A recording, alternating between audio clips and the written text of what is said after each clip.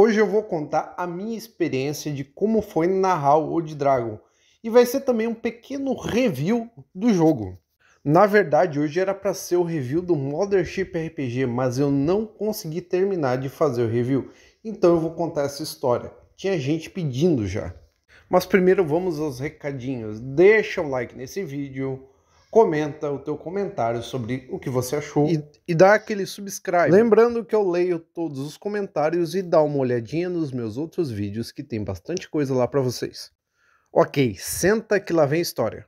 Senta que lá vem a história. Como todo mundo sabe, o meu grupo de D&D é um grupo de D&D quinta edição. E como é que se narra o D&D quinta edição? Você prepara encontros. Você vai narrando, vai mestrando, vai deixando os seus jogadores fazerem as escolhas deles, e quando for o local ou o momento apropriado, você põe um encontro, um combate, um desafio de armadilha, um desafio de interpretação, um desafio de puzzle ou mistério, uma jogada de perícia, esse tipo de coisa. E além de tudo, você inclui também a história dos personagens que escreveram mais ou menos uma página de história nessas aventuras. Você baseia as aventuras nas histórias dos personagens, nos backgrounds deles. E a parte principal, o crescendo, é o combate. Tu fica 20, 30, 40 minutos rolando combate. E eu não vou negar, é muito divertido rolar combate no D&D quinta edição. E daí eu passei meses consumindo conteúdo OSR. Só que eu fui realmente comprar um conteúdo OSR quando surgiu o Old Dragon segunda edição. E eu comprei no playtest já. E os meus jogadores estão acostumados com esse ritmo da quinta edição. História, história, combate.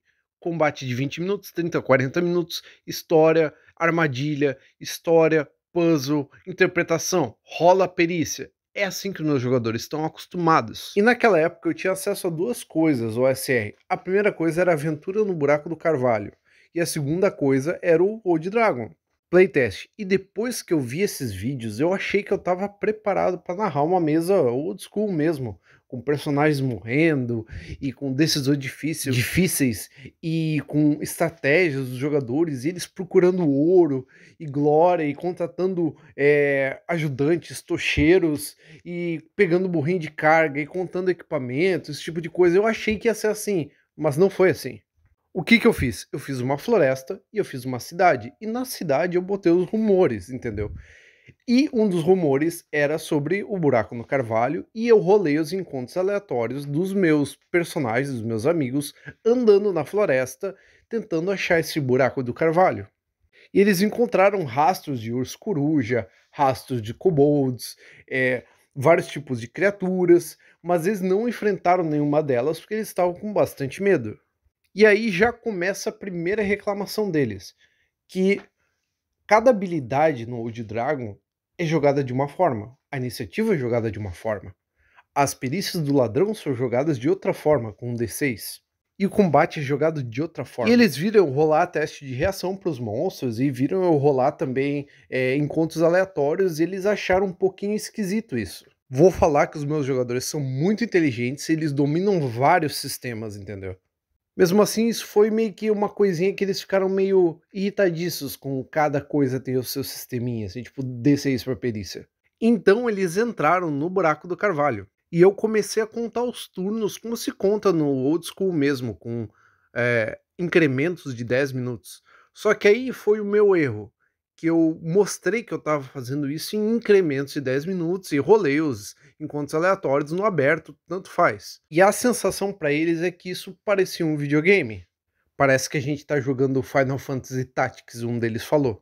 E além disso, eu tentei fazer tudo em teatro da mente. E quando tu descreve uma sala em teatro da mente, uma após outra, após outra, após outra, tudo começa a se embaralhar na cabeça dos teus players.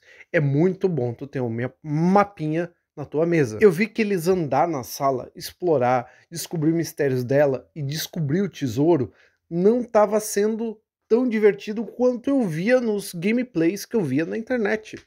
Eles começavam a ficar entediados, entendeu? Porque uma mesa de D&D quinta edição, geralmente quando tu invade uma dungeon, é com um objetivo claro. Por exemplo, resgatar os reféns, matar o monstro X, matar o dragão. Não é com o objetivo de explorar o local, pegar tesouros, voltar, reabastecer e voltar para dungeon para explorar e fazer mais descobertas, como é o caso do Old School. Lembrando que nessa época eu só tinha acesso ao playtest. Então os meus jogadores não viam sentido o porquê ele está explorando uma dungeon, porque justamente na quinta edição os personagens tinham um motivo pessoal para fazer qualquer coisa. E eu tava com a ideia old school de que a tua backstory, o teu background são os teus primeiros níveis. Depois ele vai se desenvolvendo com o tempo. Você não precisa escrever um background.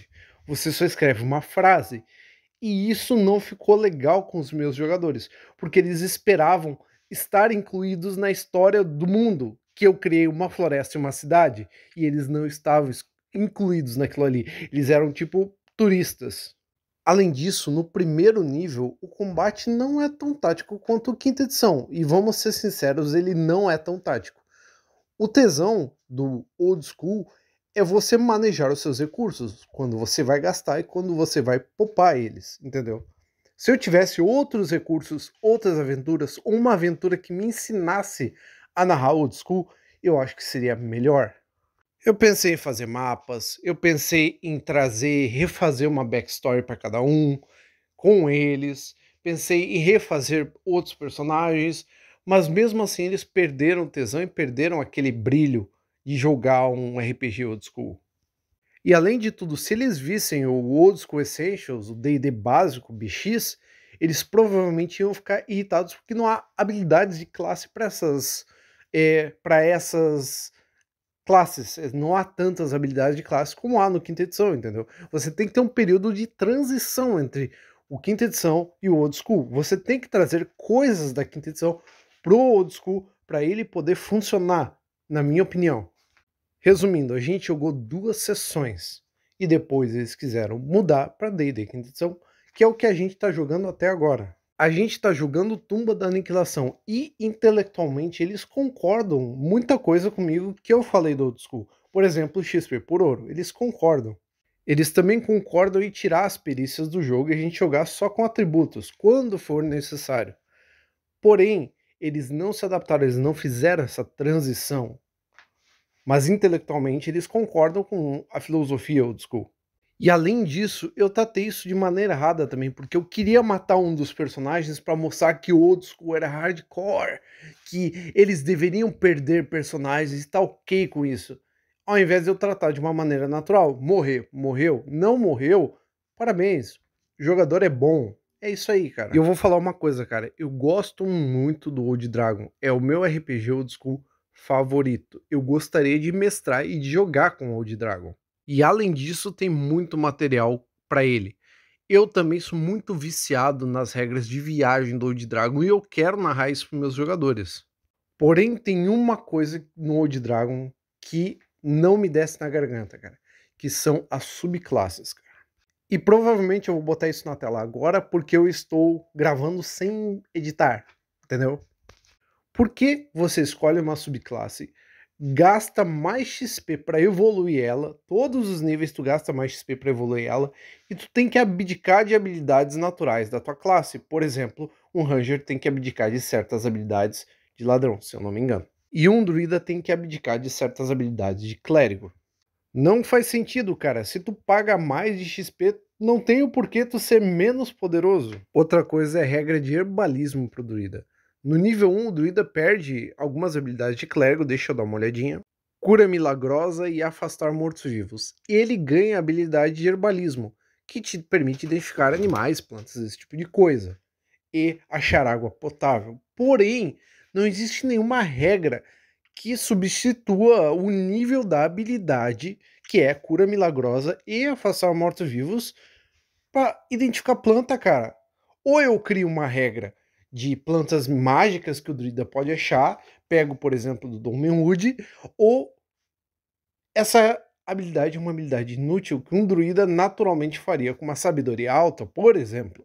Ou qualquer pessoa que viveu no mato faria isso, sabe? Eu acho que algumas habilidades não foram muito bem testadas no Old Dragon. Mas essa é a minha única crítica real ao sistema. E basicamente essa foi a minha história triste de como eu não consegui mestrar o Old School e fiquei frustrado. Mas antes de acabar o vídeo, eu preciso falar 1 minuto sobre Jujutsu Kaisen. E se você gosta de Jujutsu Kaisen, deixa o teu comentário aqui.